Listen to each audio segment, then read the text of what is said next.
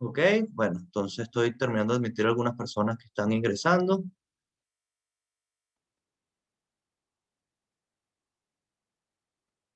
Bien, como recordarán de la clase anterior, habíamos quedado en que ustedes iban a hacer una pequeña investigación sobre dos aspectos distintos. Primero, qué significa o quiénes eran los sabinianos y proculeyanos, y luego de eso, una investigación o una lectura a una sentencia dictada por el Tribunal Supremo de Justicia de nuestro país en atención a la inconstitucionalidad o no del artículo 57 del Código Civil. Entonces, bueno, me gustaría que comenzáramos con la parte de sabinianos y proculeyanos. Si alguien quiere tomar la palabra para que nos comente un poquito brevemente qué fue lo que leyó, qué ideas tiene. Bueno, yo podría comentar sobre la primera parte. En todo caso, los sabinianos, para concretarlo allí, era una escuela de Disculpa, derecho, en todo caso jurista. ¿quién está hablando ahorita? Que no lo, cuando tengo la pantalla abierta no lo veo.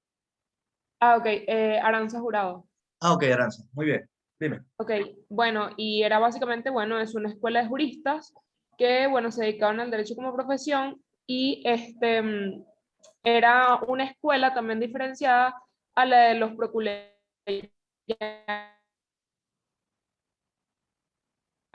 Y eran eso, ambas escuelas de juristas. Bien, ¿alguien más quiere complementar? A mí me gustaría complementar. Ok, Isabela. Eh, sí, Ok, Isabela. adelante.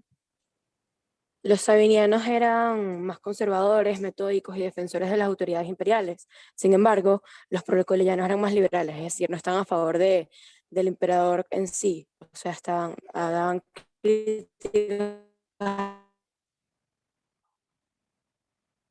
la concentración de que establece la distinción de los ideales de ambas. Bien, tengo que Valentina me levantó la mano, al igual que Eric. Valentina, por favor. Profe, ¿me escucha? Que mi internet está un poco fallo. Sí, te estoy escuchando.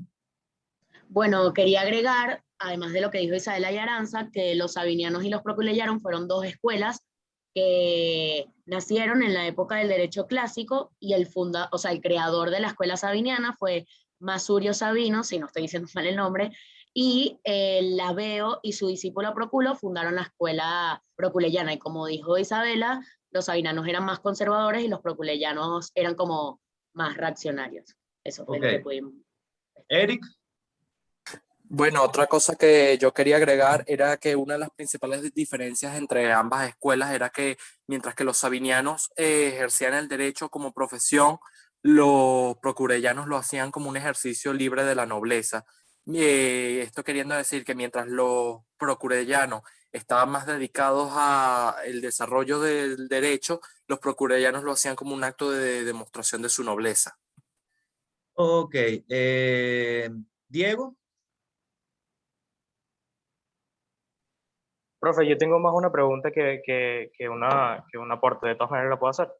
sí, claro, por supuesto.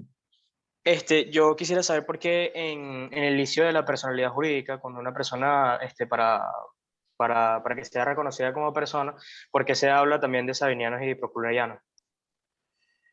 Bueno, en ese contexto, cuando lo hablamos en la primera clase, es porque los sabinianos y los proculoyanos tenían una diferencia de opinión en cuanto a cuándo se podía considerar que efectivamente ese niño había nacido vivo. Y entonces habíamos hablado de que para unos de ellos efectivamente se entendía pues que el símbolo, la manifestación de vitalidad tenía que ser necesariamente a viva voz y en cuanto a los otros, o sea, el viva voz implica pues el llanto, pues el grito del niño cuando nace, y para los otros era cualquier signo o manifestación de vida. ¿Recordarán cuáles eran cuáles? ¿Cuáles eran cuáles de qué? ¿Cuáles reconocían O sea, ¿quiénes pensaban qué que la cosa? manifestación tenía que ser por medio de la voz y quiénes pensaban que bastaba pues cualquier signo de vida? La pregunta es para Bueno, cualquiera creo del que eran grupo las, que lo recuerde. proculeyanos. ¿Ah?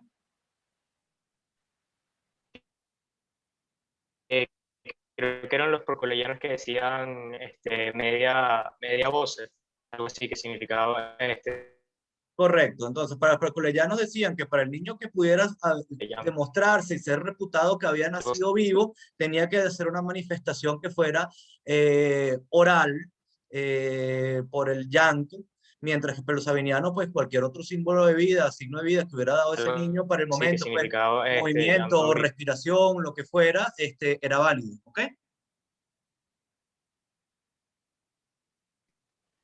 Bien, Isabela, ¿volviste a levantar la mano? ¿cierto?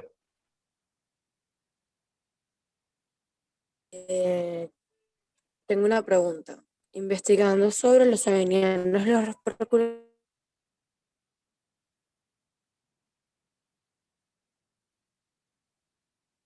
vea sobre el legado bajo condición imposible. Y me gustaría preguntarle a qué se refiere con esto, porque uno establece que los sabinianos tienen la idea de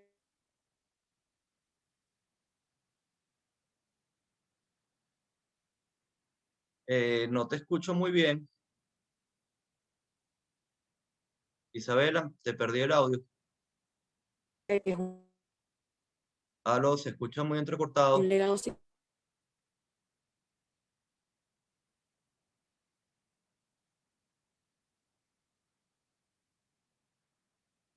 un legado sin condición, y los proculianos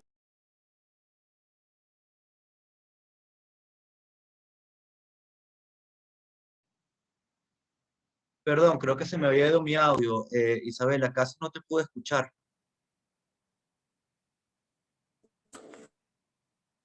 ahora se Eh, me un, po- escucha. un poco mejor, sí. Ok, mi pregunta, los sabinianos, los proculianos, me surge una duda, ya que establece que tienen diferentes teorías ideales posibles y se proculianos como un legado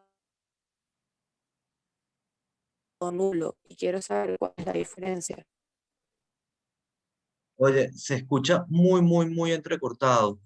No te entiendo bien la pregunta. Vamos a probar que si alguien tiene alguna otra intervención y después si el internet mejora, pues lo respondemos, ¿vale? Bien, ¿alguien más de lo que revisó de los proculeyanos y los sabinianos? Y bueno, si me están escuchando bien a mí, porque no sé si es el internet de Isabela o el mío el que falla.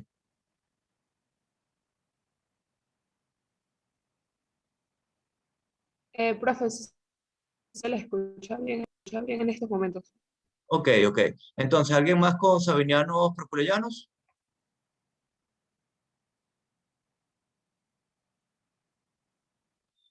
¿Alguien pudo revisar en esa investigación que hicieron lo que vendría siendo el Ius Publicis Respondendi?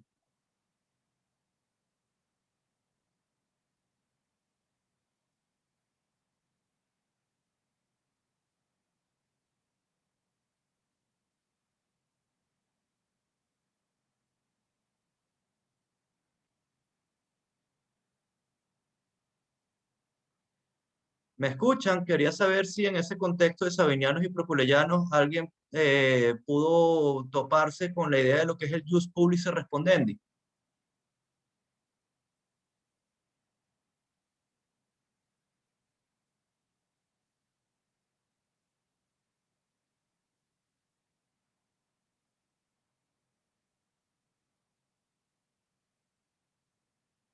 Saludos, ¿me están escuchando?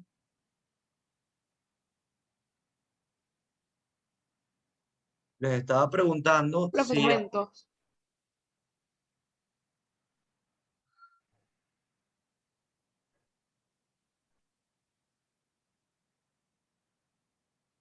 ¿Me escuchan? Sí, en estos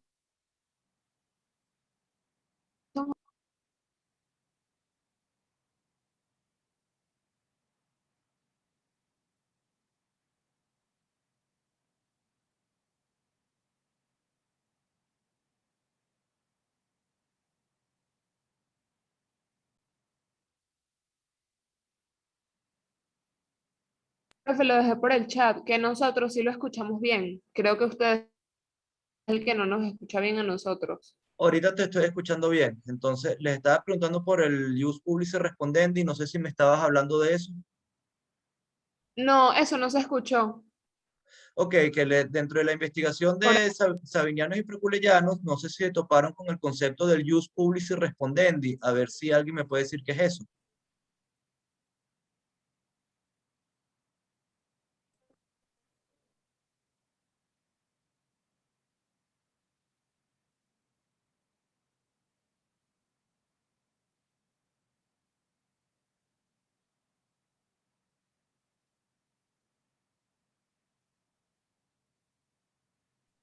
Bueno, yo puedo comentar algo. No investigué mucho al respecto, pero sí lo había leído en algunas ocasiones y es como, bueno, una especie, disculpe, de a ciertos puristas y era como básicamente como la autoridad para ellos, como con esa fuerza del emperador, por así decirlo, como si el emperador les autorizara que ellos en efecto podían decidir eh, algo con fuerza, como si lo estuviese diciendo el emperador. Ok, sí, bueno, efectivamente, ya con esa idea, pues, ustedes han investigado bastante bien lo que sería, pues, la diferencia entre estas escuelas jurídicas, entre sabinianos y proculeyanos. Efectivamente, como hablamos en la clase anterior, ya digamos en el nivel del derecho clásico romano, se ampliaron, pues, las fuentes de conocimiento del derecho y surgieron, pues, este tipo digamos, de sujetos que hicieron una aplicación hasta cierto punto, pues, más profesional del derecho, más sistemática del derecho, gente que tenía un conocimiento, no diremos con rigor científico, porque tal vez no es la palabra, pero un conocimiento, digamos, bastante dedicado, ¿ok? Em, entonces tenemos pues esta idea de los sabinianos y los proculeyanos. Los sabinianos eran una escuela de pensamiento en el cual tenía, digamos, eran más conservadores, tenían, digamos, más el favor del poder político, que ya para este momento estaríamos hablando del inicio del Principado, o sea, de la época de Augusto. Y en ese contexto, pues los sabinianos, o muchos de ellos, tenían un reconocimiento, una venia oficial, que es el Ius Public Respondendi, o sea que las opiniones jurídicas que ellos podían emitir, la doctrina que ellos que ellos emanaban, tenía pues una validez de normativa o de exigibilidad formal, pues tenía entonces, digamos, una doctrina que venía reforzada con unas nociones pues de reconocimiento público, ¿ok? De reconocimiento del poder político. Cosa que no ocurría con lo de los proculeyanos, por cuanto, bueno, eran una tendencia un poco más de, mm, de lo que venía pues de las fuentes republicanas del derecho. Acuérdense pues que aquí entre lo que es la república y el inicio del imperio pues hay una disociación en el sentido pues de que, de que el poder o la fuente o la base de poder había cambiado, y entonces ellos, más bien los proculeyanos, tenían pues una mira más hacia las fuentes y hacia la filosofía republicana del derecho romano. ¿Ok? Entonces, por consiguiente, los proculeyanos no tenían el ius public respondendi. Ahora bien, ¿por qué estamos hablando de esto? Veremos que en muchos casos tendremos algunas opiniones distintas, como lo vimos en el caso de la demostración del nacimiento del niño, donde los sabinianos dicen alguna cosa, los proculeyanos dicen otra, y por supuesto alguna de estas posiciones puede ser más, ¿cómo se llama?, más aceptada para nosotros actualmente, o inclusive pues vemos que ya al final en la codificación de Justiniano se toman pues algunas posiciones que eran o bien asimilables a las de los sabinianos, o en otros casos asimilables a las de los proculeyanos. Muy bien, ¿estamos claros?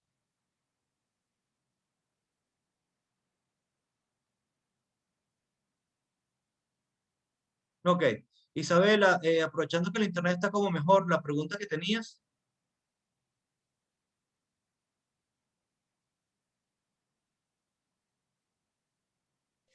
¿Me escucha, profe? Sí, te estoy escuchando. Perfecto. La idea era referente a la investigación que hice sobre los sabinianos y los proculeyanos, ¿Ok? ya que me topé con el término de legado bajo condición imposible, que ambos los distinguen de maneras diferentes. ¿Ok? Por lo menos los sabinianos los distinguen como legados y condición, y los proculeyanos como legado nulo, y me gustaría saber cuál es la diferencia.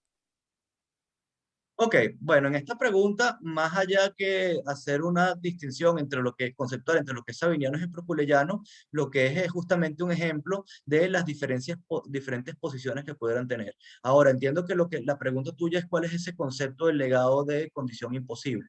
Fíjate, el legado es una forma de transmisión de un bien vía mortis causa, o sea, vía herencia, ¿ok? La diferencia en lo que ocurre es que cuando se transfiere un legado, que habitualmente, o sea, es por vía de testamento, implica que se le está otorgando a ese heredero, a ese sucesor testamentario, una cosa en específico, a distinto que cuando es un heredero general sobre todos los bienes de la herencia o sobre una cuota parte de esos bienes de la herencia cuando hay varios herederos. O sea, un legado es, bueno, te voy a entregar este caballo, te voy a entregar este barco, te voy a entregar esta casa, ¿ok? Distinto es que cuando existe una sucesión hereditaria bajo unas previsiones testamentarias distintas o la sucesión legal, de repente hay tres herederos y cada uno de ellos tiene una cuota parte sobre la totalidad de la herencia, ¿correcto? Entonces, pero un legado es un otorgamiento de un bien o un derecho en específico. Ahora bien, ¿qué significa un legado bajo una condición imposible? Entonces, que la exigibilidad o que ese legado se pueda producir está sometido por la propia voluntad del testador, de quien otorga ese testamento y quien ofrece ese legado, para que el legatario o pudiera ser incluso un tercero, tuviera que cumplir una determinada condición o fuera un hecho que ni siquiera está relacionado con la voluntad.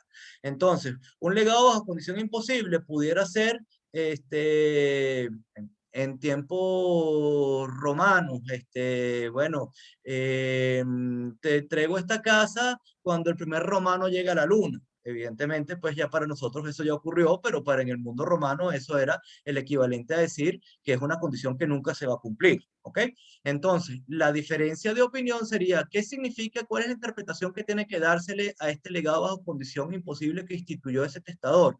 Lo que quiere decir es que es un legado que nunca se va a cumplir, o sea, que no hay forma, pues, que no hay una intención real de que eso se cumpliera, de otorgar ese legado, que sería la posición de los proculeyanos, decir, bueno, mira, ese legado sencillamente es nulo, porque tenemos que reinterpretar que la intención del testador al dar ese legado es que no lo quería hacer, ¿ok? Y la posición sabiniana, en función de darle, pues, ¿cómo se llama? Continuidad al negocio, sería, bueno, esa condición imposible la reputamos como que sencillamente la condición es lo que es nulo, no el legado, y entonces el legado sería válido. ¿Está claro? Sí, profe. Muy bien. Podemos pasar entonces a la sentencia en relación al artículo 57. ¿Quién pudo leerla? ¿Alguien me puede explicar?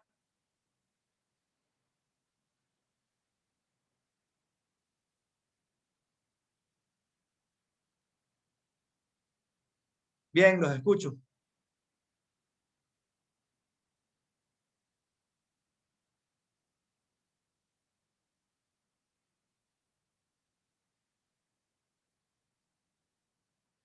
¿Me siguen? ¿Alguien pudo ver la sentencia que les dejé en módulo 7?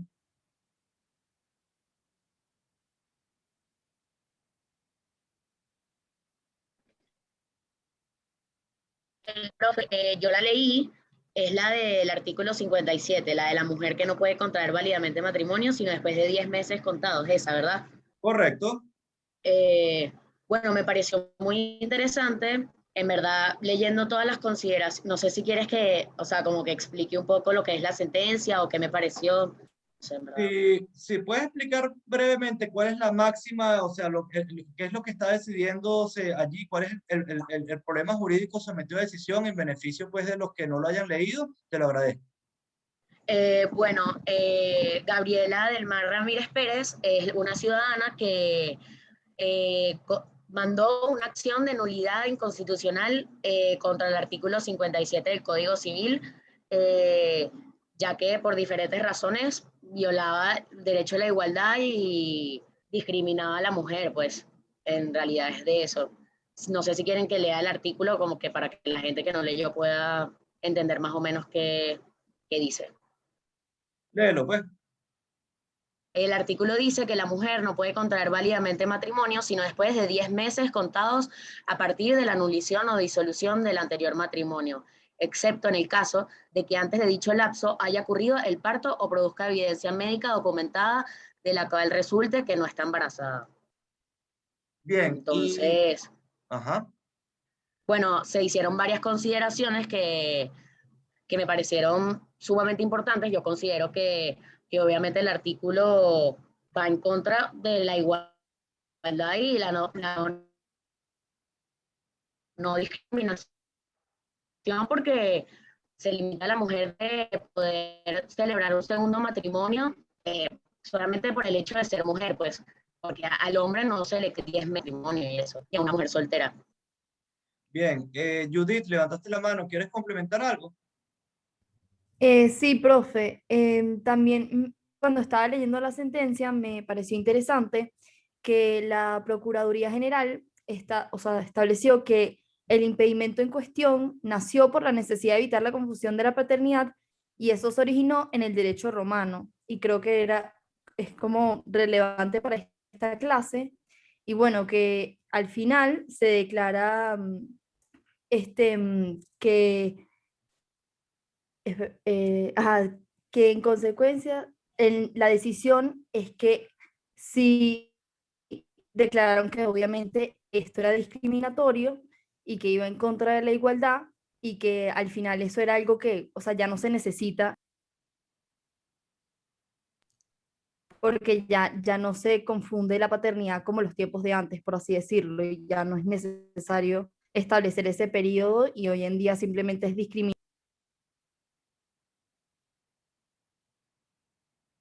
Bien, sí, en esencia eso es lo que dice la sentencia y creo que tenemos claro por qué estoy trayendo esa discusión a esta materia de derecho romano. Efectivamente, como recordarán en la clase anterior, habíamos hablado que uno de los efectos de la muerte, concretamente pues de la muerte del marido, del esposo, del cónyuge, es que la mujer tenía en el derecho romano tenía una prohibición de contraer nuevas nupcias durante el periodo del luto, habitualmente un año. Tenemos que esencialmente el artículo 57 del Código Civil recoge eso, o recogía eso como ese mismo principio, bajo la premisa después de que una vez finalizado ese matrimonio, no podía la mujer contraer nuevas nupcias durante un periodo de 10 meses, salvo que proveyera pues evidencia médica documentada de que no estaba embarazada. Y eso, tanto en el derecho romano como en el derecho contemporáneo, estaba creado con la intención de tratar de evitar ese problema que habíamos hablado en relación a la turbatio sanguinis, pues que no pudiera llegar a una situación en la que no pudiera determinarse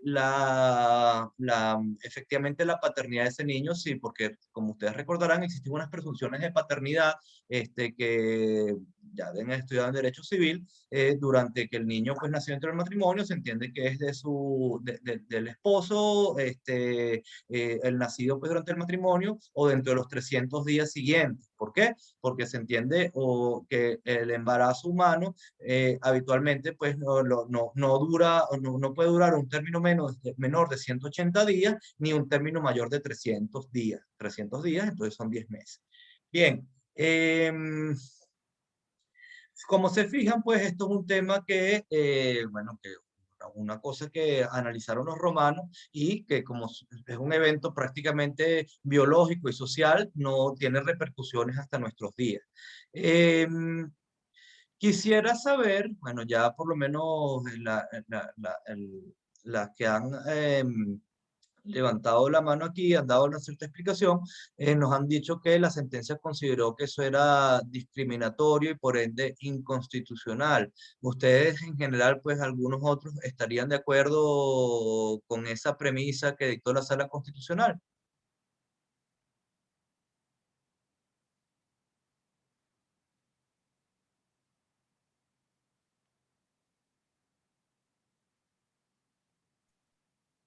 Dale, Profe, no sé si se me escucha.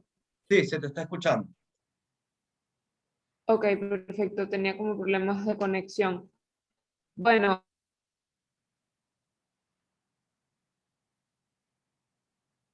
en efecto, bueno, las recientes corrientes jurídicas que se tienen en la actualidad. Evidentemente ya hay formas de, digamos, poder subsanar como que esos conflictos referentes a la determinación de la paternidad y de igual manera se ha avanzado en por lo menos los criterios de la determinación de la nacionalidad también, porque digamos que en Roma tenía un conflicto muy grande porque era como, bueno, esto va a complicar mucho determinar si realmente el niño entonces merece el carácter de ciudadano y así. Eso no tiene nada que ver, o sea, no hay ningún tipo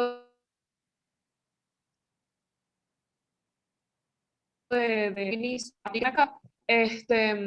Entonces realmente es una decisión bastante acertada y que precisamente va hacia ese fin de eliminar, digamos, cualquier ley discriminatoria y precisamente hacia la mujer, sencillamente por el hecho de haber sido en algún momento una mujer que contrajo nupcias.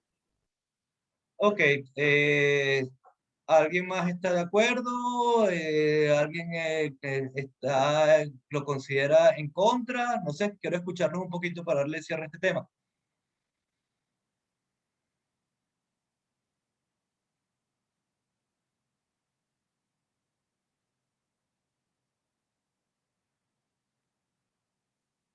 ¿Alguien más?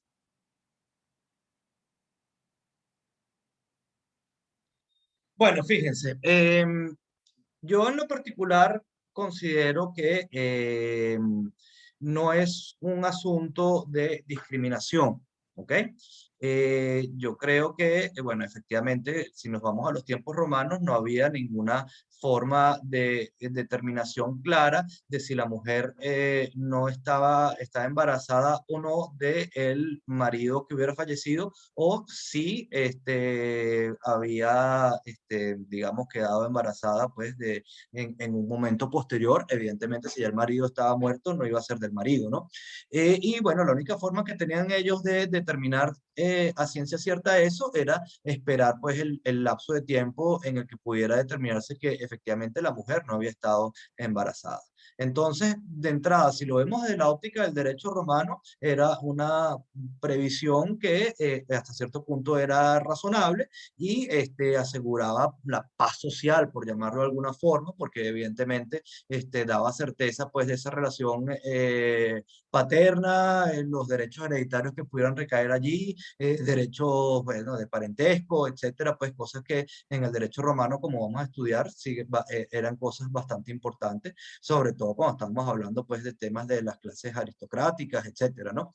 Ahora bien, en lo que respecta pues al derecho moderno, si vamos a ver la norma no establecía una prohibición absoluta de contraer matrimonio durante todo ese plazo de tiempo de los 10 meses. Lo que decía era que en estas circunstancias había que proponer o había que demostrar frente al funcionario actuante en ese matrimonio una evidencia médica documentada de que la mujer para ese momento no estaba embarazada, cosa que sabemos al día de hoy que esa evidencia médica documentada de repente es bastante fácil de obtener. Básicamente, pues cualquier prueba de estas de embarazo, incluso las más específicas que son las pruebas sanguíneas, pueden determinar eso con mucha facilidad.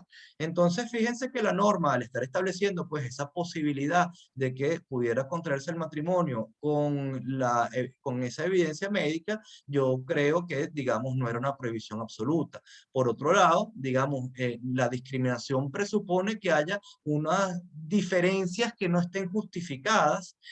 Sin embargo, pues en este caso concreto, por las propias, digamos, diferencias biológicas de género, etcétera, y el bien jurídico que estaba llamado a protegerse, que es la determinación de la relación paterno-filial, y en función, y que no operen incorrectamente las presunciones de paternidad, inclusive es una cuestión que es relativamente válida.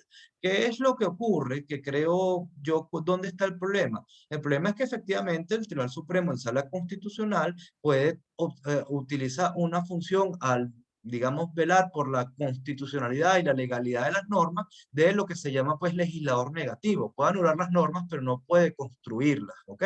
Entonces, ¿qué es lo que ocurre? Aquí realmente si hubiera que una necesidad de armonización de esa norma al momento, ¿cómo se llama? Social concreto, eso tiene que venir a través del Poder Legislativo. Pero la realidad es que no pareciera que ese trato sea discriminatorio, primero, porque, como les digo, no pareciera que existe una diferencia de que sea una distinción injustificada o arbitraria en función del género. Y por otro lado, la norma cumple una función que es bastante lógica, porque imagínense el caso, pues, ok, ahorita ya no, el artículo está nulo y una mujer puede, o sea, finaliza su matrimonio, su vínculo matrimonial, bien sea por la muerte del cónyuge o bien sea por divorcio, etcétera, y a los 15 días se está casando. Imaginemos que a los 8 meses nace un niño. Tenemos entonces una presunción que no está derogada, que dice que el niño que nazca a los 300 días siguientes de la disolución del vínculo matrimonial se presume que es, ¿cómo se llama? Hijo de ese cónyuge del matrimonio que se extinguió. Pero por otro lado tenemos otra presunción que dice que se presume que el hijo nacido dentro del matrimonio es hijo de ese hombre que está casado con la mujer. Entonces tendríamos aquí dos presunciones que entran en conflicto. ¿Y cómo es la forma de resolverlo? Bueno, ya ni siquiera es una prueba de sangre o una prueba de orina de si la mujer está embarazada o no, sino que tienes que irte a una prueba de ADN para demostrar efectivamente quién es el progenitor. Entonces, estas son las clases de cosas que suenan muy bien en el papel, que son, digamos, esos argumentos progresistas, de avanzada, que a veces en los que incurre pues, los órganos judiciales y que en Venezuela ocurre muy a menudo, pero la realidad es que en el fondo, en un caso puntual, pudiera estar creando un problema mayor que lo que se está tratando de resolver. Entonces, bueno, por supuesto nos hemos ido un poco más allá de lo que es el derecho romano, pero sí quería, pues, primero, bueno, identificarles ese problema. Y segundo, darles la idea de que muchas cosas que vienen, pues, de hace 20 siglos o más, tienen una razón de ser, un fundamento que tal vez al día de hoy lo que necesitan pues una cierta armonización, más no significa que estén totalmente obsoletos, por llamarlo así. Bien, ¿algún otro comentario con esto?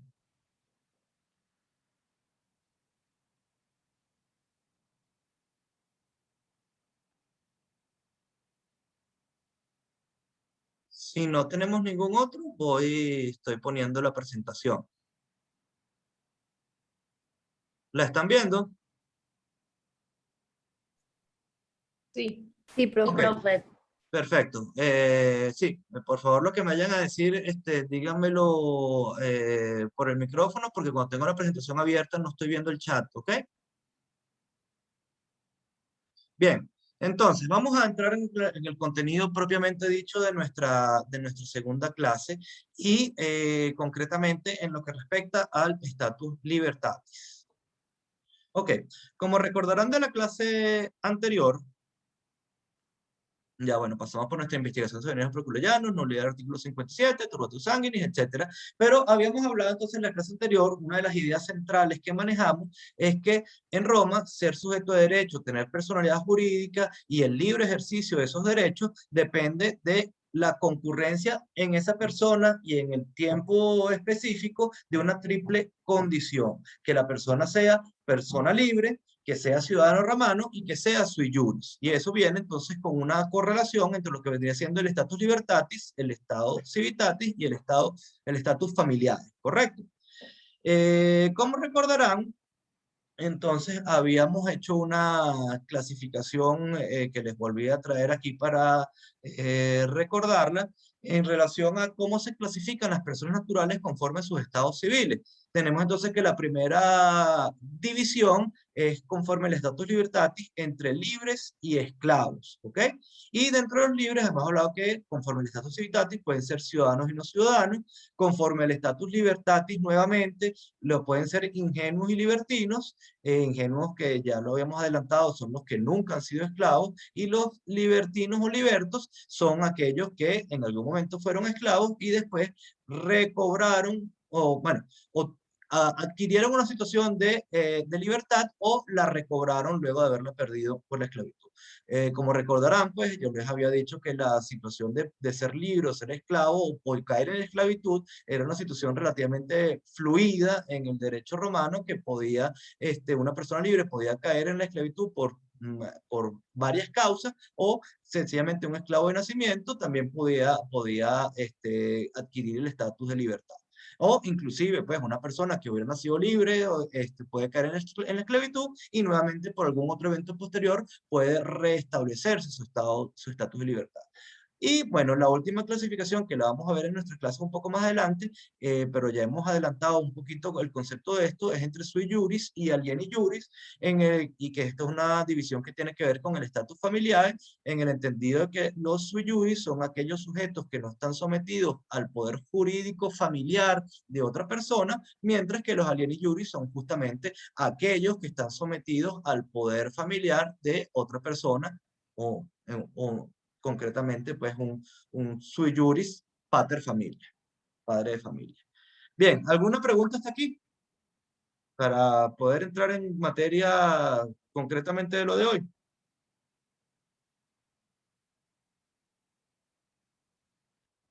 Ok, bueno, entonces presumo que está todo claro, ¿no? Ok, entonces, en el contexto de el Status Libertatis, tenemos que hablar justamente de lo que es esa institución social que fue la esclavitud. Entonces, evidentemente, esto es una institución que tiene ribetes jurídicos, sociales, económicos, y que existió, es una institución común a muchos pueblos de la antigüedad y en algunos casos no tan antiguo, ¿no? Por supuesto, entonces Roma, como una de estas civilizaciones del mundo antiguo, no fue la excepción. También existió esclavitud, y de hecho existió esclavitud como la posibilidad de que existiera esclavitud lícita durante todas las etapas del derecho romano, inclusive hasta los tiempos de Justiniano.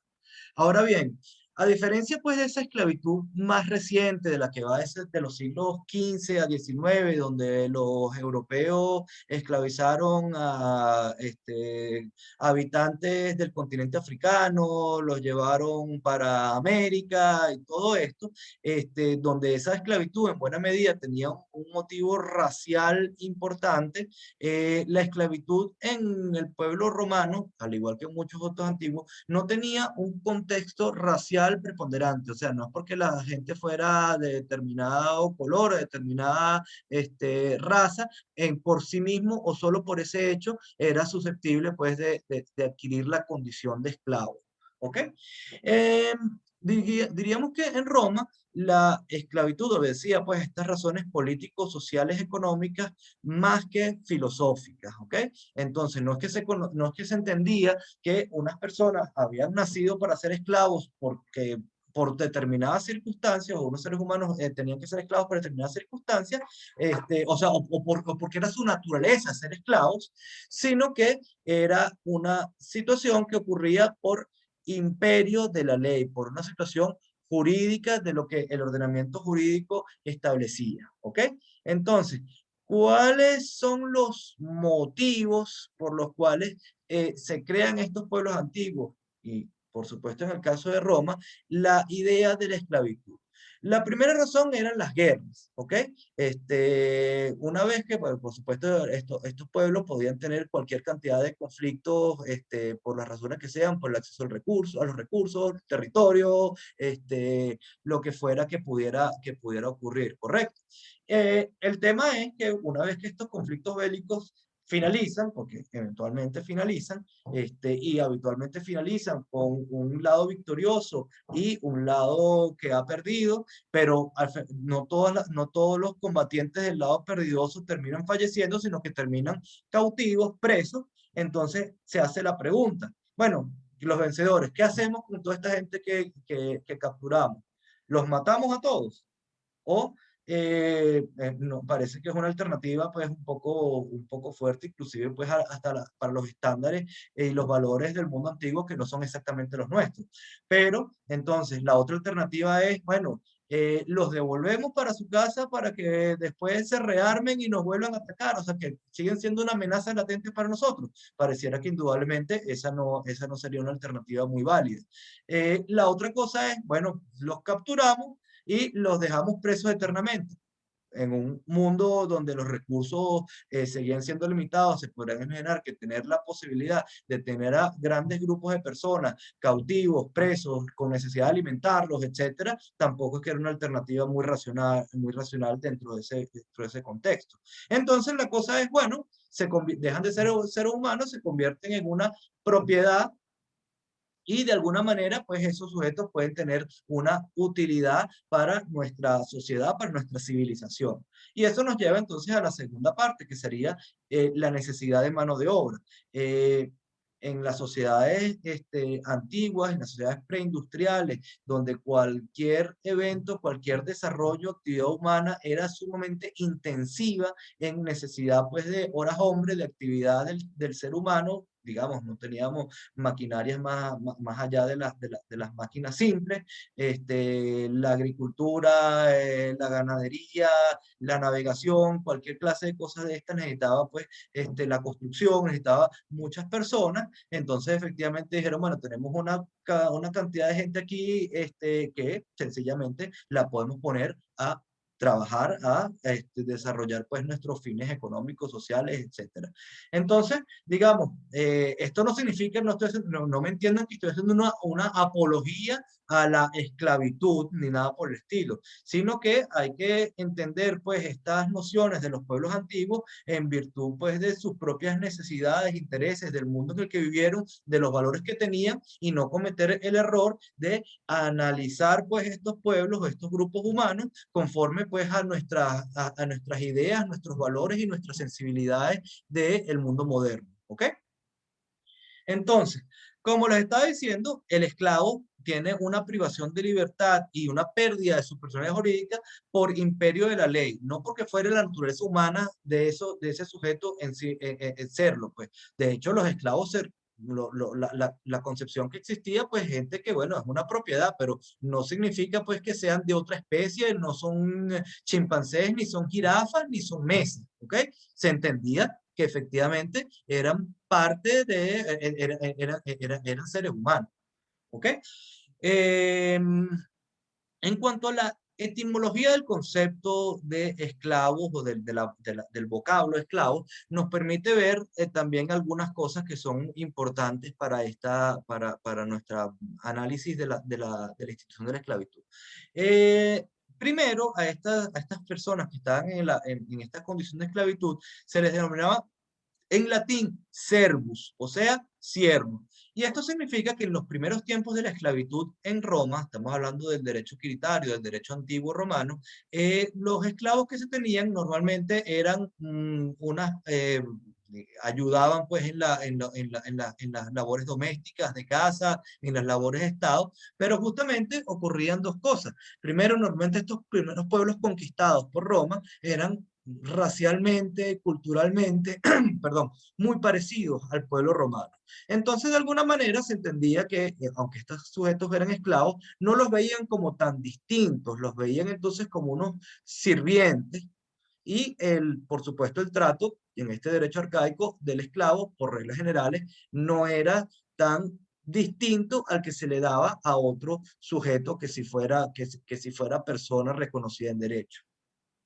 Esto fue cambiando en la medida en que la expansión territorial de Roma se fue dando y, digamos, ya a nivel de la República y, por supuesto, mucho más en el Imperio, donde entonces justamente el pueblo romano fue conquistando y fue interrelacionándose con pueblos más distanciados, tanto en lo digamos, en lo territorial, como en lo cultural, como en lo racial, etcétera. Y entonces para esto la etimología, el vocablo fue cambiando de servus a lo que sería pues esclavo, slave, como lo dicen, llegó pues al lenguaje anglosajón. Entonces slave o esclavo viene de los pueblos eslavos, ¿ok? De eso, que lo que actualmente conocemos como eslavos sería, pues, digamos, más allá de lo que es el territorio de lo que es actualmente Italia, estaríamos hablando de hacia el oriente, hacia el este de Europa y un poco también hacia el norte en función o el noreste en función de donde está situado Italia, ¿no? Entonces ya estos eran pueblos con unas costumbres distintas, no eran tan parecidos a los romanos, no compartían pues determinados rasgos, valores, etcétera. Y bueno, ahí sí era más fácil para los romanos entender que esta gente es como más distinta, como a estos se los podemos, no les reconocemos tanto su condición humana, que son parecidos a nosotros, y allí comenzó pues digamos a hacer una esclavitud no tanto desde el punto de vista jurídico, porque siempre fue más o menos igual en el punto de vista jurídico, pero en la práctica se comenzó a hacer pues una esclavitud pues un poco más dura, un poco más inhumana. Ojo, en el entendido que ninguna esclavitud en nuestras nociones actuales es particularmente humana, ¿correcto? Bien, ¿estamos claros hasta aquí? Profe, yo tengo una pregunta. Dígame.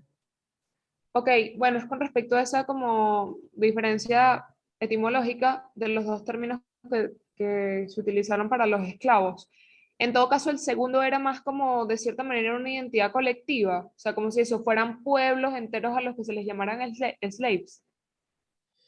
O sea, el vocablo fue cambiando y la noción fue cambiando de servus a esclavo, a slave, en el sentido de que en un momento de la historia de Roma, cuando se fue expandiendo, entonces comenzaron, y hasta con una cierta voz peyorativa, decir, bueno, esa gente son eslavos, son de otro lado, son de los territorios eslavos. Ahora bien, ese término pues terminó arropando en forma general a toda la condición jurídica del esclavo, independientemente de los pueblos de donde venieran esos esclavos. Pues, incluso pues existían esclavos griegos, esclavos africanos, esclavos del Asia Menor, etcétera, ¿ok? Entonces, pero para ellos, para los romanos, cuando, digamos, en su lenguaje comienza a cambiar la cosa, es cuando comienzan a decir, bueno, esos son slaves, esclavos, pues. Y eso, el término se extendió a, digamos, a toda la categoría jurídica. Es como, bueno, lo que aplicamos nosotros aquí, que no es lo más políticamente correcto, pero prácticamente nosotros a todo sujeto de ojos rasgados, de entrada en nuestra mente estamos hablando que son chinos, y no lo son, o muchos de ellos no lo son, ¿correcto? Bueno, algo similar ocurre pues en esta noción etimológica. ¿Estamos claros?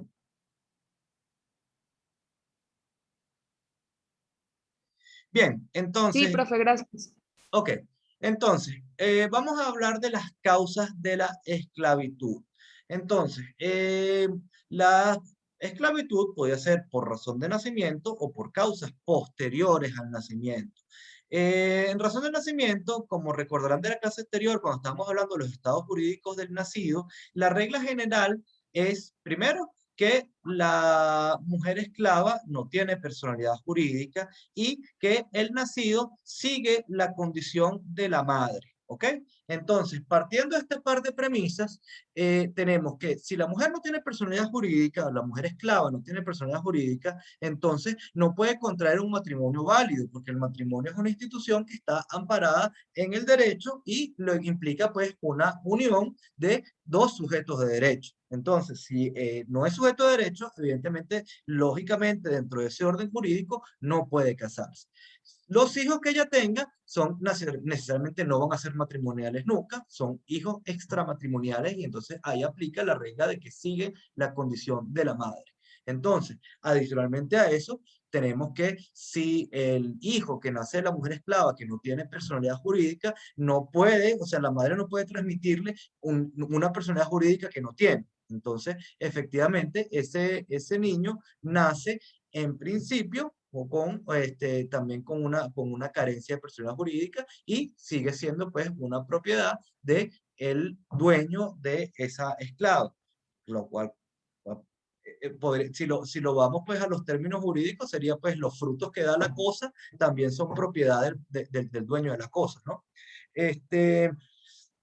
Sin embargo, pues esta aplicación de estas reglas del ordenamiento jurídico tuvieron una cierta atenuación y posteriormente se impuso la regla de que si la madre en algún momento de entre la concepción del niño, su gestación y el parto fue libre, entonces el niño al nacer adquiría la condición de libre, ¿ok? Entre las causas posteriores del nacimiento, bueno, como ya les adelanté, pues la razón bélica, pues la razón de guerra era una de las cosas que, digamos, daba pie a que la gente terminara siendo esclava.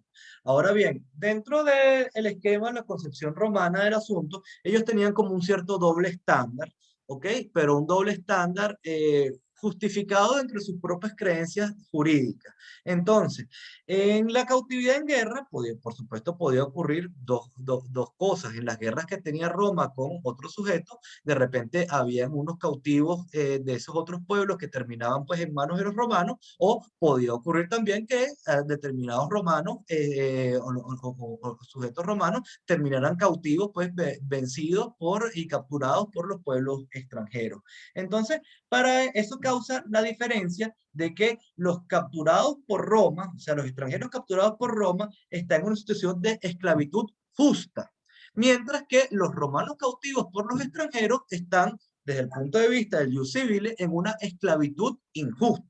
Por supuesto, desde el punto de vista de esos pueblos romanos, de esos pueblos extranjeros y del derecho de esos pueblos extranjeros, esa cautividad y esa esclavitud puede ser justísima, pero desde el punto de vista del ius civile, recuérdense que es un derecho personalista o digamos de estatuto personal para los romanos, se entiende que esa esclavitud es injusta, ¿ok? Entonces, se entiende que la esclavitud es una institución que, como comparte raíces con diversos pueblos, forma parte de lo que ellos llaman el ius gentium, ¿ok?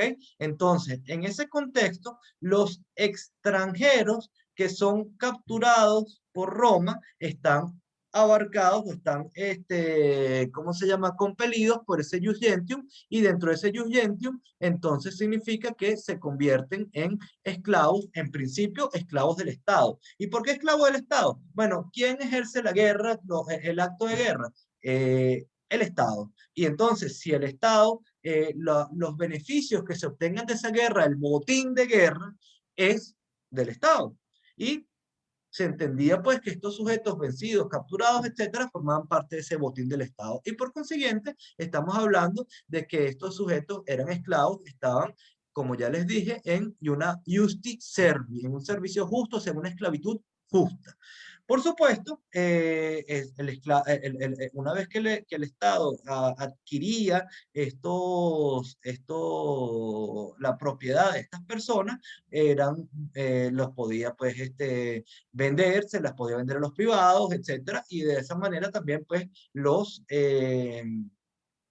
digamos, los esclavos pasaban de ser una propiedad estatal a una propiedad particular. Bien, y Distinto a esto sería, pues, como ya les dije, el caso de los romanos que están cautivos por el enemigo, porque en este caso no son sometidos a estos romanos, ciudadanos romanos, les aplica dentro de lo que es el punto de vista de Roma, el ius civile, y en el ius civile no existía la posibilidad de que un ciudadano romano pudiera caer en esclavitud por causa de guerra. Ojo, había otras causas por las que podía caer en esclavitud, pero digamos, por haber sido vencido en la guerra, por haber sido capturado en guerra, no era una causa dentro del ius civile para que el romano perdiera su estatus y su personalidad jurídica. Ahora bien, evidentemente, eso es la concepción del derecho, pero pragmáticamente podía ocurrir o se reconocía la realidad de que ese ciudadano romano capturado por el enemigo pudiera, en la práctica no está dentro de la sociedad romana, no se sabe si algún día va a volver, lo más probable es que quede para siempre en manos del enemigo, se muera por allá o lo que sea. Entonces, frente a esa necesidad práctica, lo que se entiende es que fácticamente ese sujeto ya no está, perdió la personería jurídica en el sentido de que no está ya presente. ¿Ok? Sin embargo, existía la posibilidad, o tiene derecho a ese cautivo romano en el extranjero, tiene derecho a lo que se llamó el ius post liminium. ¿Eso qué significa? Bueno, si ese romano se escapa, de alguna manera vuelve a, digamos, a donde impera la ley romana, al territorio romano, entonces se entiende que la condición de pérdida de personalidad que tuvo, de pérdida de libertad, se borra retroactivamente como si nunca hubiera existido, ¿ok? Entonces, eso en cuanto, y por supuesto entonces se reactivan todos los derechos que este sujeto tiene, etcétera. Ahora bien, se activa pues toda su posición jurídica en la sociedad, sus derechos de ciudadanía, etcétera. Hay determinadas situaciones o determinadas relaciones de hecho que no volvía a obtener o que no adquiría nuevamente de forma retroactiva. Entre ellas, por ejemplo, el matrimonio. Vamos a suponer que si ese sujeto, ese romano estaba casado, terminó cautivo en guerra y todo el mundo, nadie sabía de él, si estaba vivo, se había dado por muerto, o en el caso que supieran que había sido capturado, no sabían pues qué iba a pasar con ese sujeto más nunca en la vida. Entonces, imagínense que ese sujeto vuelve a los 15 años y le toca a la puerta a la esposa, hola, aquí estoy. Entonces, digamos, las relaciones personales, afectivas, etcétera, no se les puede dar una ficción jurídica de que se retoman retroactivamente. Entonces, ese matrimonio se entendía finalizado, salvo que la voluntad de las partes fuera recontinuarlo, ¿correcto? Otra cosa en lo que respecta pues en las relaciones de hecho que no se reactivaban por el ius post liminium, podía ser las relaciones posesorias de un sujeto sobre la cosa. Bueno, eso lo vamos a ver más adelante, pero una cosa es la titularidad de la propiedad sobre el bien y otra cosa es la posesión, la detentación material efectiva de ese bien, ¿ok? Entonces, esa posesión material efectiva de ese bien y con intención de ser dueño, eso tiene unos ciertos efectos jurídicos que, digamos que se estabilizan a través del tiempo. Pero si la persona no estuvo en detentación material efectivamente de ese bien porque estaba cautivo, entonces se entiende pues que todo ese plazo mientras estuvo cautivo no es un plazo útil para que surtan los efectos de la posesión sobre la cosa porque sencillamente no estaba en posesión de la cosa, ni directamente ni indirectamente. ¿Estamos claros hasta allí?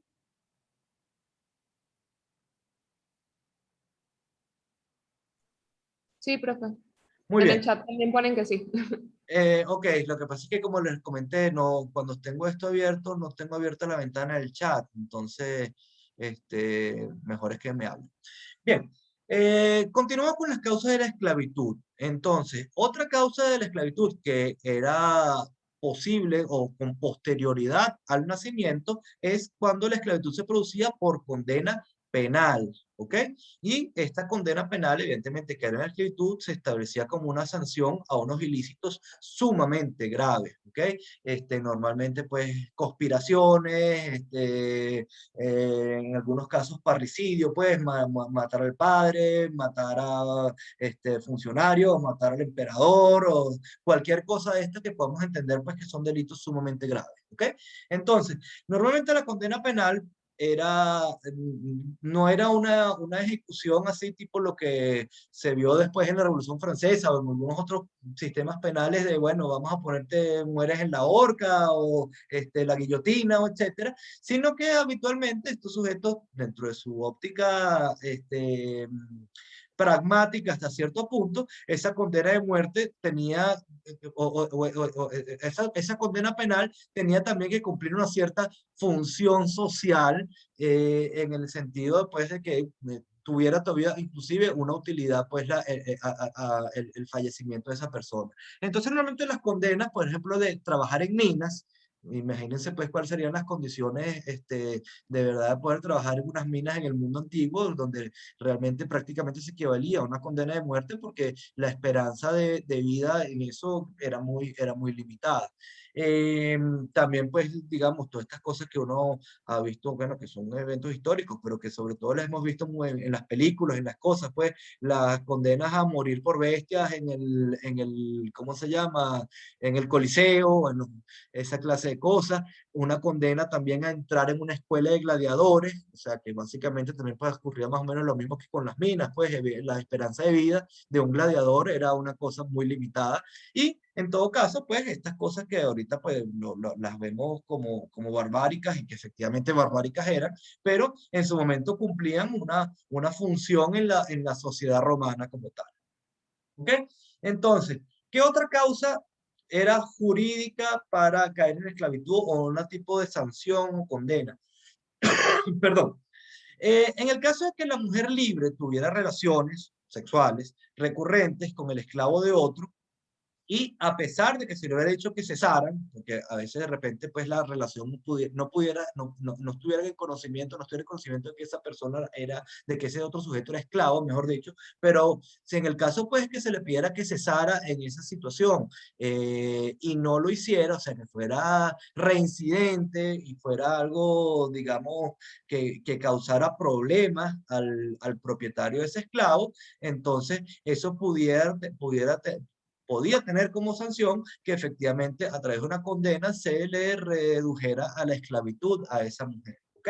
Esto suena pues un poco, digamos, machista, si lo quieren ver de esa forma, pero lo cierto es que dentro hay que ponerse pues un poco en esa óptica del romano que pudiera decir, bueno, yo tengo una propiedad que es un esclavo y bueno, esta mujer me está molestando mi propiedad porque efectivamente pues bien sabemos pues que las relaciones humanas pues, pueden tener una serie ¿cómo se llama? De circunstancias pues en las que pudiera entonces hacer que ese esclavo no fungiera en la función que tenía, que de ser una propiedad productiva de ese dueño. Aparte, pues, digamos, del estigma social que pudiera existir de las relaciones con el esclavo, del hijo, digamos, ilegítimo que pudiera producirse, todo esto, pues, bueno, esa estigmatización que pudiera haber. Entonces, básicamente, la lógica que tenían sobre esto, dentro de un punto de vista pragmático, es, bueno, si tú quieres tener cosas con el esclavo, entonces vas a terminar convertida en esclavo. ¿Ok? La persona, también otro supuesto, la persona que se hacía vender fraudulentamente como esclavo para luego alegar que era libre y se pidiera la nulidad de la venta. Fíjense, entonces este es un esquema fraudulento. Como ya les dije, dentro de la concepción del jus civile, las personas no podían caer en la esclavitud por razones distintas a nacimiento, causa de guerra, bueno, tiene sus bemoles como ya les dije, y en el caso pues de que la persona por supuesto no podía voluntariamente, o el ciudadano romano no podía voluntariamente convertirse en esclavo. Entonces, ¿pero qué es lo que puede ocurrir? Se ponían de acuerdo dos sujetos, entonces uno venía y decía, mira, este es mi esclavo, se lo vendía a un tercero, y después de que se lo vendió un tercero, y por supuesto le pagaban un dinero de eso, porque bueno, por supuesto, este tipo de bien tenía unos valores representativos importantes,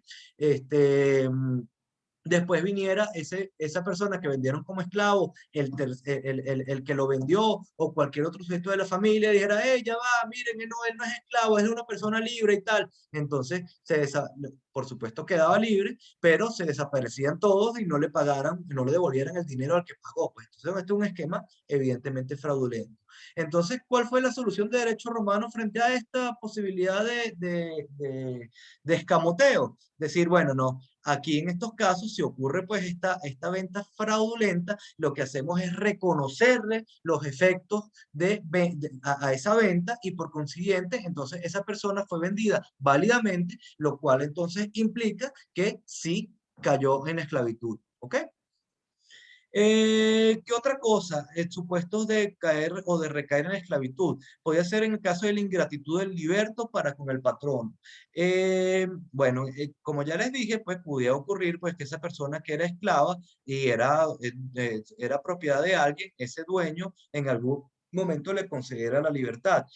Pero allí, después de que se ocurría, de que ese beneficio, esa gracia que le daba el propietario a ese esclavo, significaba que una vez que este esclavo recuperara la libertad, tenía pues una relación particular pues de cierto, digamos, agradecimiento y unos efectos jurídicos específicos que tenía que cumplir ese liberto para con su ex dueño, que en este contexto se llama patrón.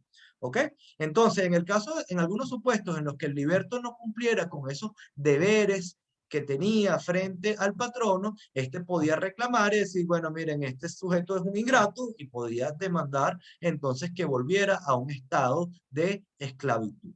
¿Okay? Bueno, por supuesto aquí estamos haciendo una correlación bastante genérica de lo que ocurrió, de lo que se conoce que ocurrió en toda esa amplitud del derecho romano, o al menos en épocas históricas puntuales del derecho romano, pero podemos ver también que la esclavitud, si bien no cesó de existir en ningún momento, ya en las etapas más avanzadas del Imperio Romano, pues ya en el Bajo Imperio, bien adentrado el Bajo Imperio, y por influencia del cristianismo, ¿cómo se llama? Se humanizaron una serie de instituciones, inclusive pues esto tuvo también su efecto en la esclavitud.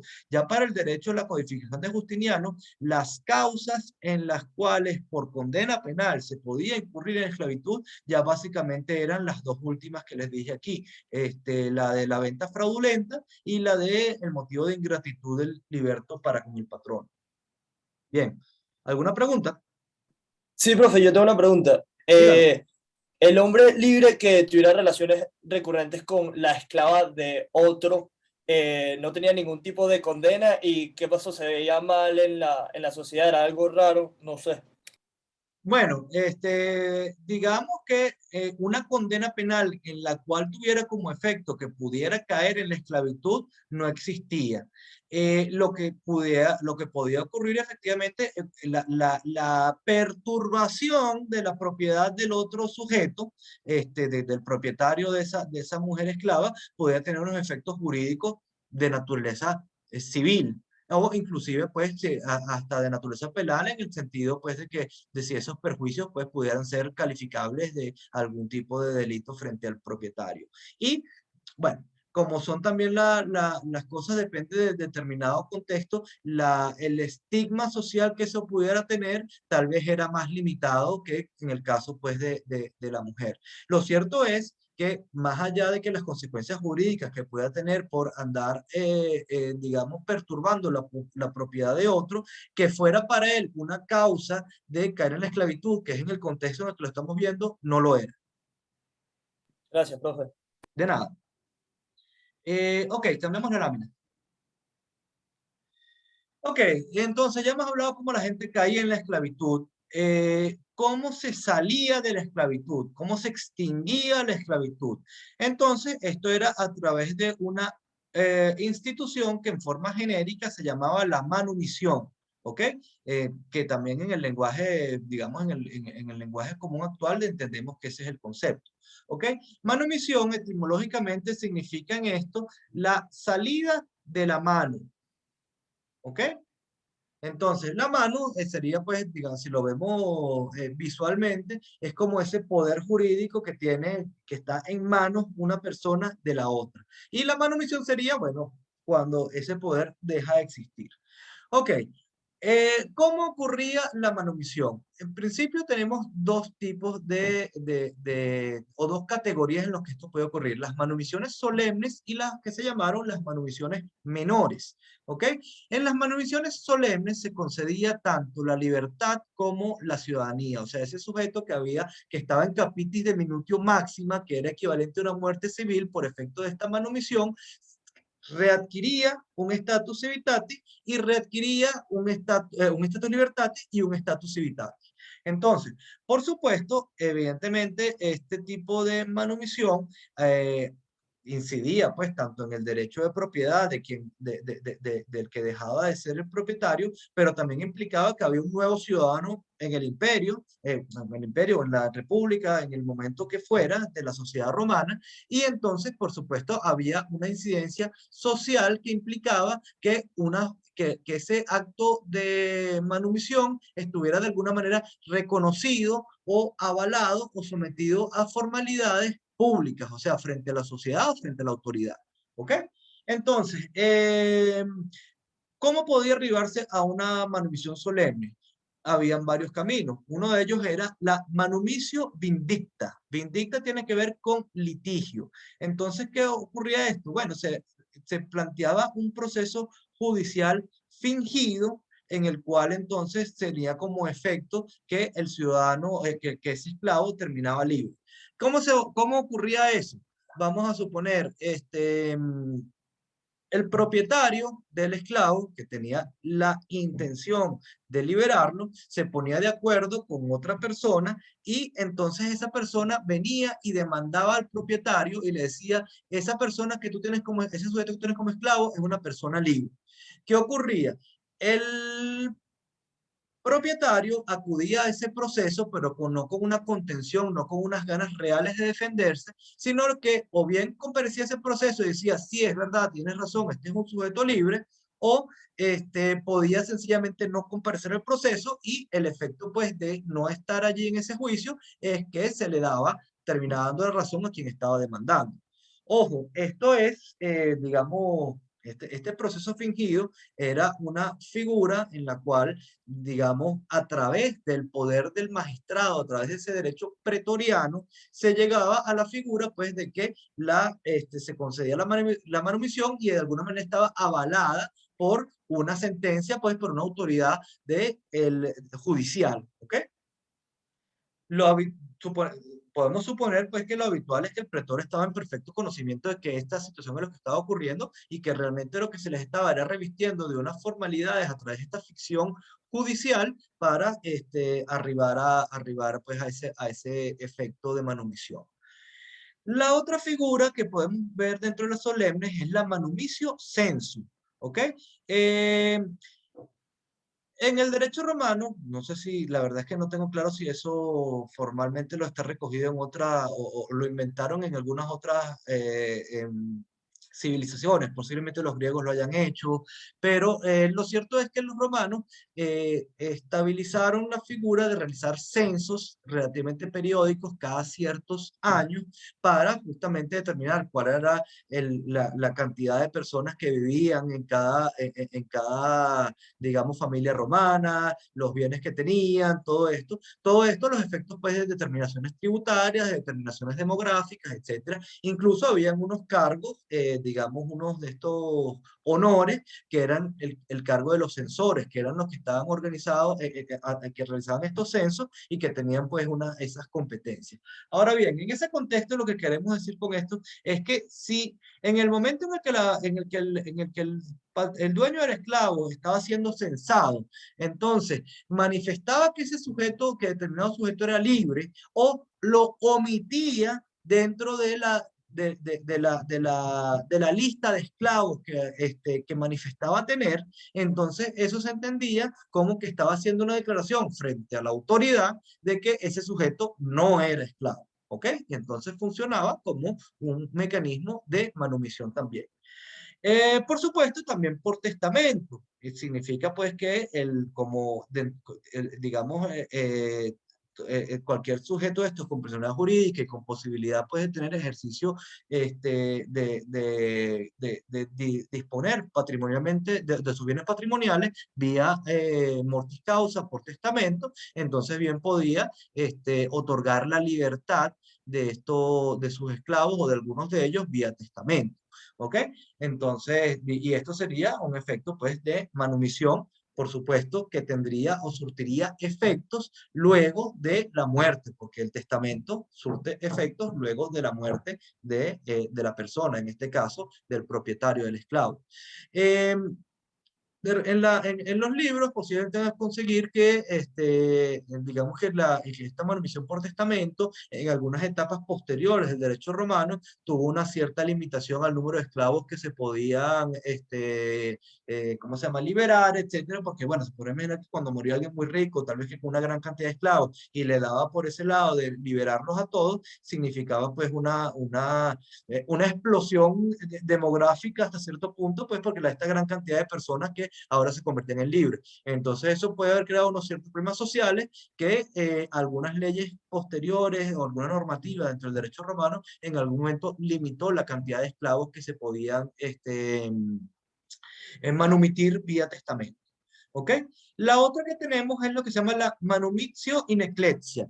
Esto es básicamente una fórmula de manumisión en la cual la manifestación de dejar libre al esclavo la realizaba el patrono, perdón, el propietario, posteriormente convertido en patrono, públicamente en el templo. Por supuesto, uno de los sitios donde se cumplían pues funciones no solo religiosas, sino también de alguna manera sociales, pues eran los templos. Primero, recuérdense que estábamos hablando que era una civilización politeísta y después pues se convirtió en una civilización monoteísta conforme pues a la influencia del cristianismo. Pero en definitiva, en este efecto lo que queremos decir es que si ese romano quería cumplir o darle publicidad y un amparo formal al acto de manumisión, también lo puede ser en la iglesia, lo cual tenía ciertas ventajas frente al del censo, porque evidentemente el censo no se realizaba todos los meses ni todos los años, sí, y por supuesto tal vez pudo haber sido algo más fácil que el proceso judicial fingido. ¿Ok? Bueno, al margen de estas manumisiones solemnes, tenemos lo que se llamaron las manumisiones menores. En este caso se concedía la libertad, pero no la ciudadanía, y provienen principalmente de una ley que se llamó la Ley Junia Urbana, en función de los sujetos que la propusieron, de los senadores que la propusieron, donde se establecieron estas figuras que, como verán, no tienen la participación o el formalismo de alguna manera que la sociedad o el Estado esté involucrada en el acto de manumisión, y por consiguiente entonces es que no daba lugar a la ciudadanía. Entonces, ¿cuáles serían estas? La inter amicos, o sea, este es el caso en el que se le manifestaba a un tercero la voluntad del propietario de liberar al esclavo. ¿Ok? La per epístola, o sea, o por carta, se manifiesta a través de una carta o comunicación que fuera dirigida al esclavo o dirigida a un tercero, en el cual el propietario manifestaba nuevamente, o sea, tenía su voluntad de dejar en libertad pues a determinados esclavos.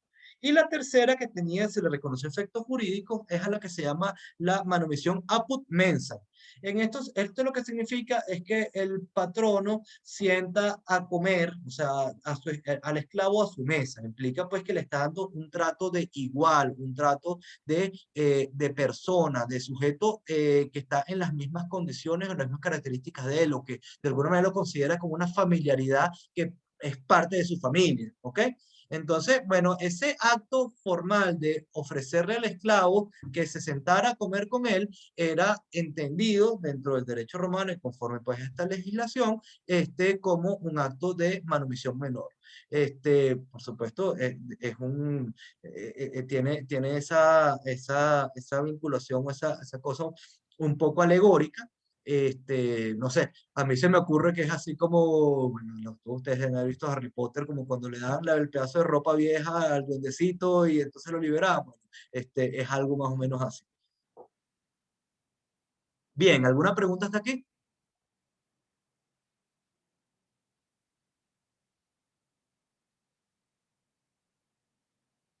¿Estamos claros? Sí, todo Ok, claro. ok. Entonces vamos a la situación jurídica del Profe, esclavo. Dígame. Escucho. Bueno, se cayó. Bueno, disculpe que le interrumpa. dime.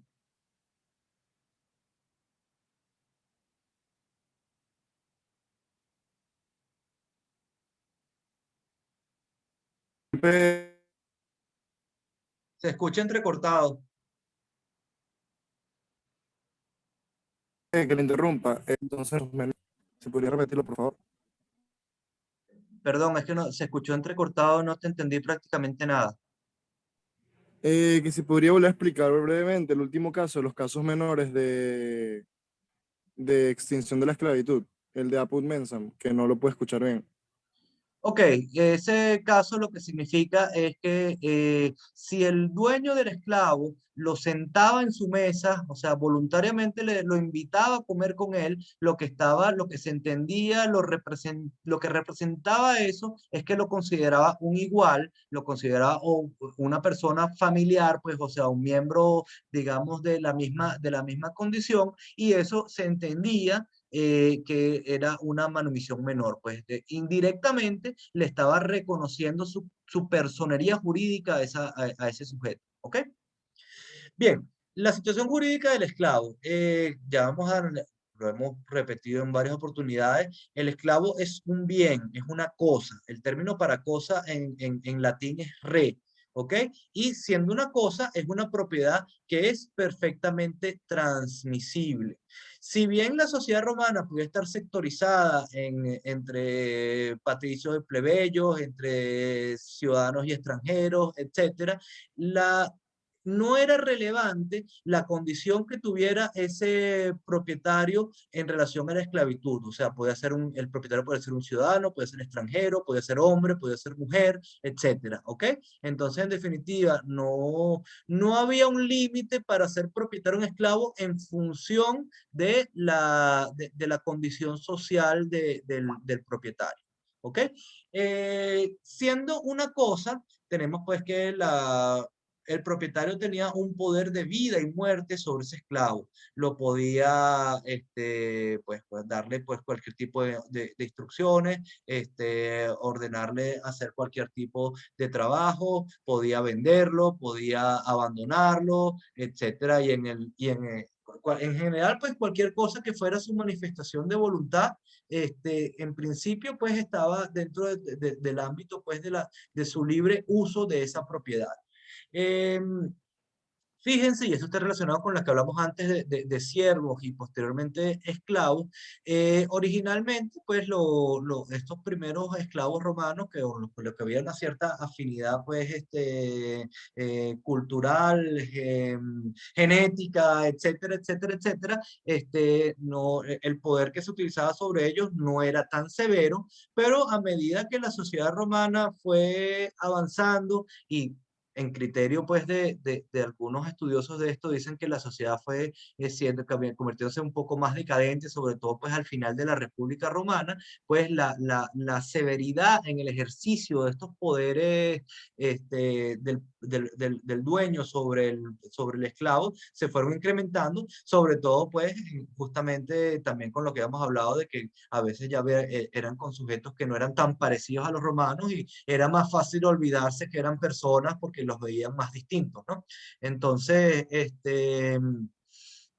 ya se entiende pues que durante el Bajo Imperio, y como ya les he dicho también, justamente con ese asentamiento de las ideas cristianas pues de igualdad, digamos, de penitencia, de conmiserarse por el otro y tal, ya en el Bajo Imperio pues también mejoró un poco también el trato a los esclavos y digamos las cosas que se consideraban excesos punibles frente a los esclavos, ¿ok? Eso, bueno, lo vamos a ver en algún otro contexto dentro de estas clases. La otra cosa, si el esclavo no es persona y no tiene personalidad jurídica, un atributo de la personalidad jurídica, como es la posibilidad de tener patrimonio propio, por supuesto, para él era inexistente. ¿Ok? No podía tener patrimonio propio porque si no eres capaz de ser sujeto de derechos ni de obligaciones, evidentemente los derechos y las obligaciones que conforman un patrimonio, sencillamente no los puedes tener.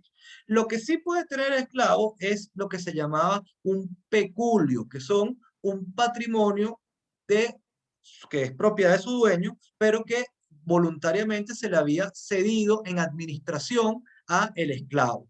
¿Okay? En administración en el sentido de que, bueno, de repente no todos los esclavos eran exactamente iguales. Había esclavos que eran justamente muy hábiles para los negocios o muy hábiles para realizar determinadas artesanías o cualquier cantidad de cosas. Entonces, podía ser que el dueño le dijera, bueno, toma este dinero, toma estos bienes, administralo, negocia, celebra actos jurídicos, etc. Entonces, esto podía ocurrir porque si bien el esclavo no tenía capacidad de goce en los términos como lo entendemos ahorita, sí tenía capacidad de obrar, o sea, era una persona que pues, tenía un intelecto, tenía manos, tenía piernas y en principio entonces podía interactuar con otros. Ojo, interactuar con otros implicaba, pero que los efectos jurídicos de esos actos que celebrara recaían en cabeza de su propietario, correcto, de su dueño.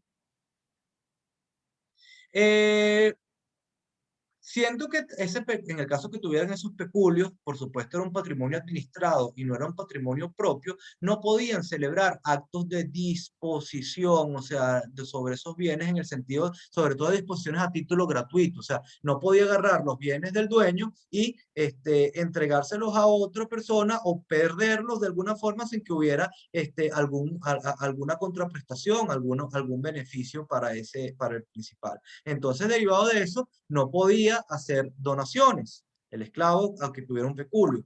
Tampoco tenía la posibilidad, como no tenía personalidad jurídica, tampoco tenía la capacidad de transmitir sus bienes, de transmitir bienes vía mortis causa, por doble razón. Primero, porque no tenía bienes propios, y segundo, porque no tenía personalidad jurídica que pudiera entonces implicar el traslado de los mismos por causa de muerte. Carecían de capacidad para actuar en juicio y carecían a su vez de derechos políticos, ¿ok?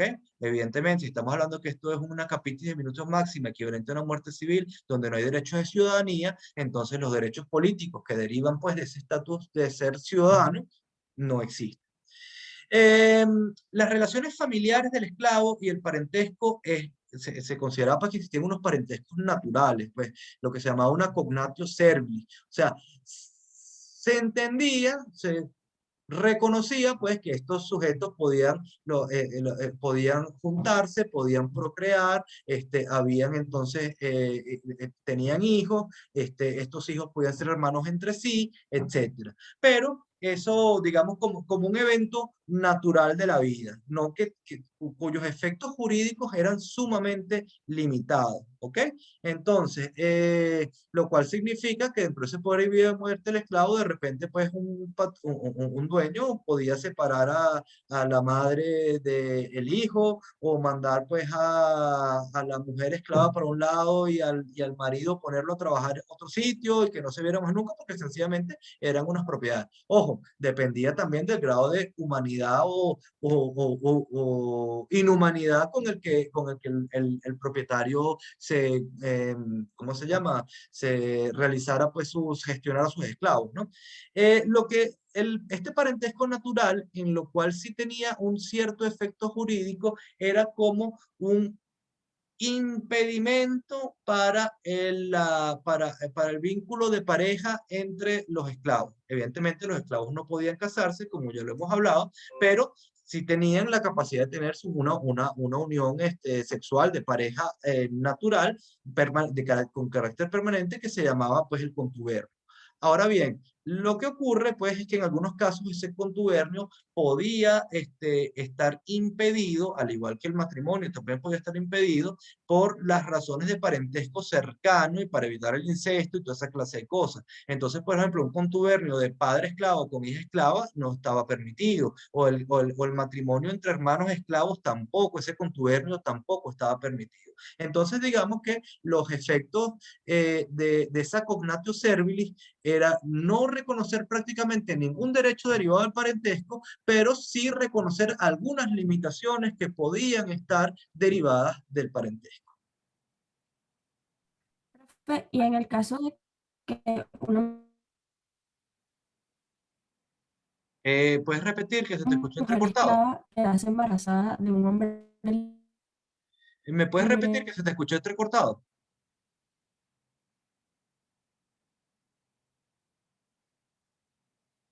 Hola, ¿puedes repetir la pregunta?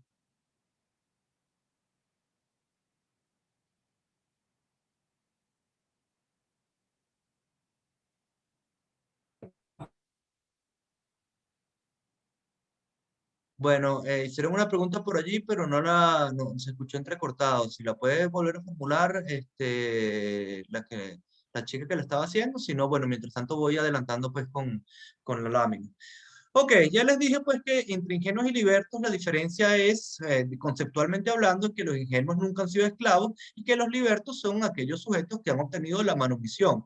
Y ya hablamos, adelantamos un poco, que se crea una cierta relación jurídica con unos caracteres especiales, incluso hasta cierta dependencia entre lo que viene siendo pues el dueño, en esta figura ya denominado patrono, y el ex esclavo, ahora denominado liberto. Entonces, los libertos, por lo general, aunque se les haya concedido la ciudadanía, sus derechos políticos estaban limitados en algunos casos. Carecían del ius honorum, que sería la posibilidad de acceder a determinados altos cargos públicos o religiosos.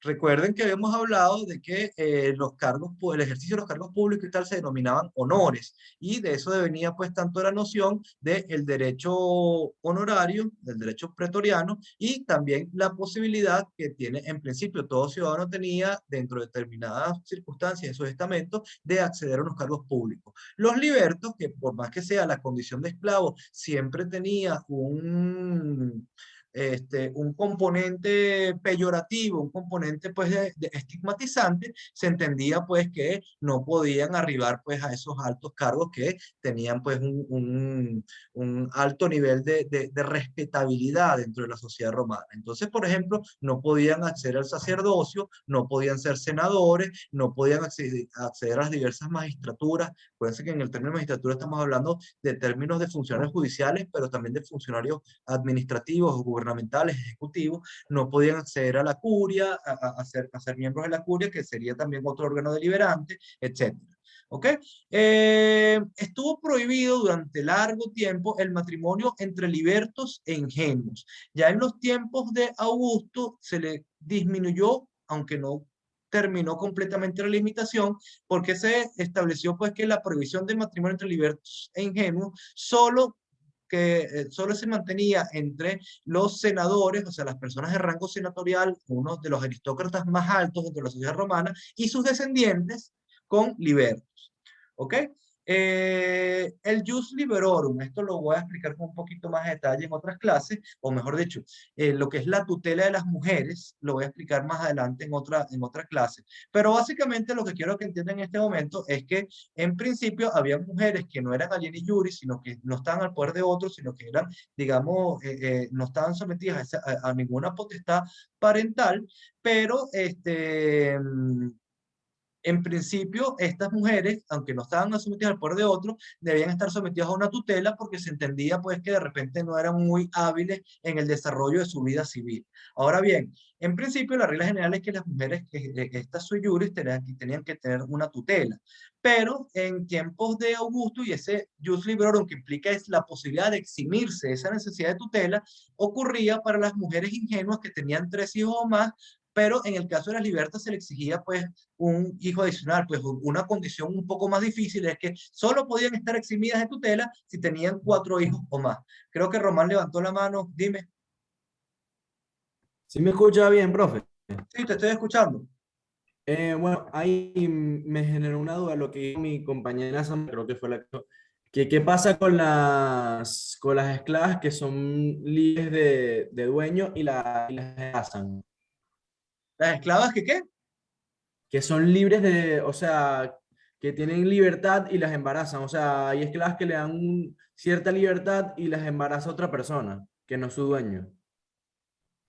Ok, si la mujer seguía siendo esclava y termina embarazada, y ese niño, vamos a las reglas que vimos al principio de la clase en función de la esclavitud por causa de nacimiento, ¿ok? Ahora, si te refieres a la mujer que es liberta, que se adquiere la libertad vía una manumisión. Esa misma.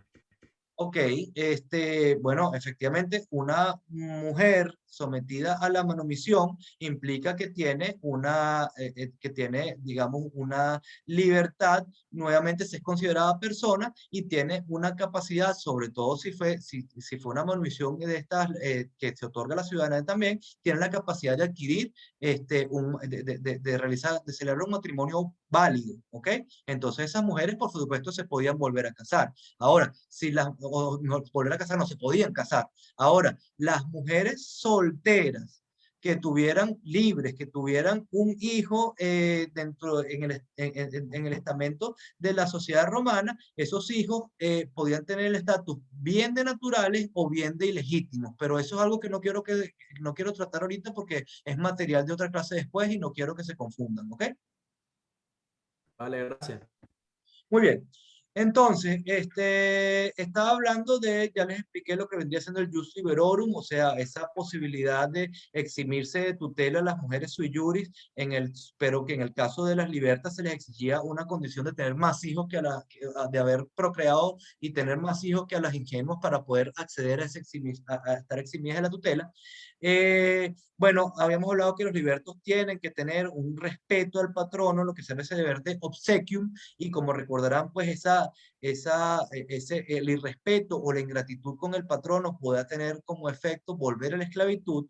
Existe lo que se llama la obligación alimentaria recíproca, o sea, cuando el patrono por alguna razón tiene sus medios de fortuna se han visto disminuidos o sus capacidades para satisfacer sus necesidades básicas ha sido disminuida, el liberto, que ya es una persona justamente libre y que tiene, pues, digamos, hace vida civil, dentro de la medida de sus posibilidades, está en la obligación de velar por las necesidades básicas de ese patrono caído en peor fortuna. Y viceversa, si el liberto es el que está en pocos medios de fortuna, el patrono en principio tiene la obligación también de satisfacer esas necesidades básicas de alimento. ¿Por qué? ¿Alguien está haciendo una pregunta? Porque escucho ruido de fondo. Tengo que trabajar de 4 Por favor, el que tiene el micrófono abierto, apáguelo. Ok, la otra cosa en la que podía ocurrir es que dentro de las condiciones que se le dieran al liberto para otorgársele su libertad, estuviera que tal vez, o sea, a voluntad del patrono, podía obligarlo a realizar ciertos servicios domésticos o fabriles, ¿ok? ¿Qué significa esto? Significa pues que de repente el dueño le decía, ok, yo te voy a liberar, pero eso no significa, te va a pedir como favor que vengas cada 15 días y me limpies la casa. O, bueno, te voy a liberar, pero como tú eres un gran artesano, yo te voy a pedir que todos los años entonces me vengas ¿cómo se llama? Y me traigas 10 sillas de montar caballo. En el caso de los servicios domésticos, estos eran vitalicios, o sea, durante la vida o podían constituirse de forma vitalicia durante la vida del patrón. O sea que, bueno, me vas a venir a limpiar la casa mientras yo vivo, ¿ok? o hasta un máximo pues de ese tiempo, puede ser por un lapso menor, pero en principio se entendía que estaban creados por toda la vida de ese patrono y que formaba parte pues de esa gratitud que tenía que debía tener el liberto frente al patrono por haberle concedido la libertad. Y en el caso de los servicios fabriles, pues eso, mira, tráeme la silla de montar o esta clase de cosas, inclusive eso podía extenderse más allá de la vida del patrono, es decir, bueno, que también era un servicio que tenía que proveerle a la familia del patrono, o sea, a los herederos del patrono, ¿ok?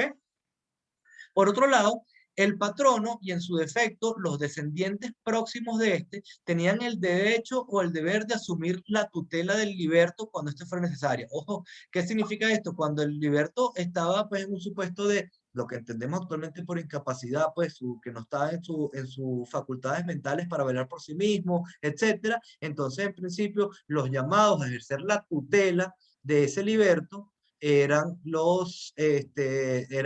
la persona que lo liberó o los descendientes. Entonces el Estado, el ordenamiento jurídico romano, lo que está diciendo aquí, bueno, tú eres el que lo liberaste, ahora esa persona pues está en un estado de necesidad o está, incluso hasta convirtiéndose en un problema social, entonces pues encárgate tú de gerenciarle pues las necesidades que tenga.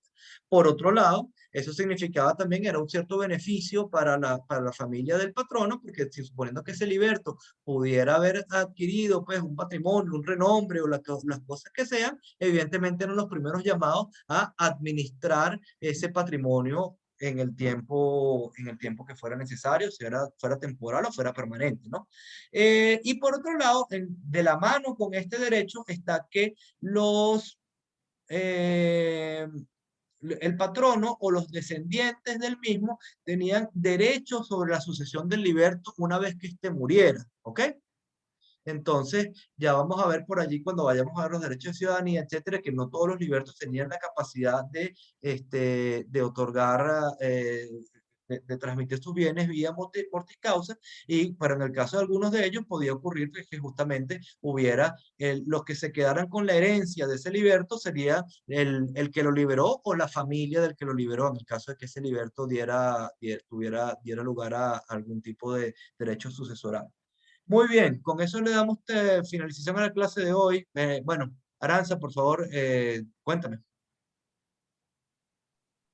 Sí, profe. Bueno, en el caso de los servicios domésticos o fabriles, ¿esos servicios quedaban hasta el liberto en cuestión o eso podía trascender a la familia del liberto? Si, por ejemplo, el hijo del liberto luego tenía que cumplir de cierta manera como que con esos servicios. Desde el punto de vista del liberto, los servicios eran personales, o sea, esa obligación no se le extendía a los sucesores del liberto, a los herederos, a los familiares del liberto. Ariana. Disculpe. Profe, que si por lo menos las personas, los libertos, ellos, todas esas obligaciones que tenían para con el que era antes su amo, si ellos dejaban el territorio, ¿había algún problema o simplemente no importaba? Si dejaban la tierra Roma, pues donde estaba el amo que era de ellos antes. Bueno, fíjate, el tema con los libertos es que estaban en un estatus de a veces no entera libertad, en ese sentido, libertad plenamente jurídica, sino que estaban de alguna manera en un estado con estas obligaciones impuestas.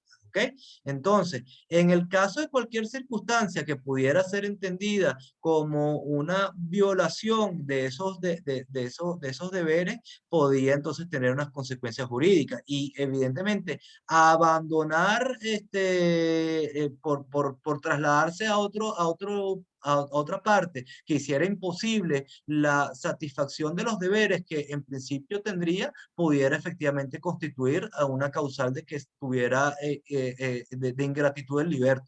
Sí. Tomás. Una pregunta, ¿los hijos de los libertos son considerados ingenuos o libertos también? Muy buena pregunta. Los hijos del liberto son considerados, o sea, los hijos del liberto, luego que hayan nacido, luego de que ese sujeto es liberto, son ingenuos. los hijos que hubieran nacido antes de la liberación pueden continuar perfectamente siendo esclavos, ¿ok? Muchas gracias, profe. De nada. ¿Alguna otra? Si no, para retirarnos.